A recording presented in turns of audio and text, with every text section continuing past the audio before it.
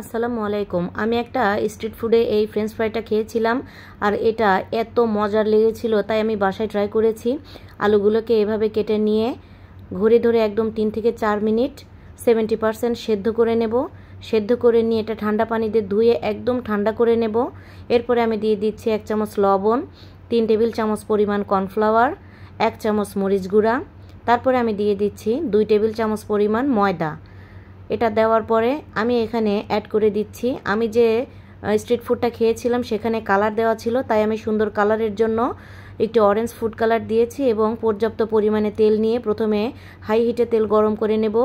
এরপর চুলার আঁচ মিডিয়াম করে দেব। এখন সুন্দর করে ভেজে নিচ্ছি। এটা যে এত মজার ছিল, আপনারা না ট্রাই করলে বুঝতে পারবেন না। আর ওরা এটা সার্ভ করেছিল হোয়াইট সসের সাথে, আমিও তাই এটা ডিমের মেয়োনিজের সাথে সার্ভ করেছি।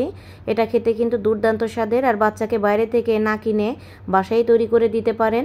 দেখা হচ্ছে পরবর্তী কোনো ভিডিওতে, সে পর্যন্ত সুস্থ থাকুন। ভিডিও ভালো লাগলে লাইক কমেন্ট করে দিবেন। আল্লাহ হাফেজ।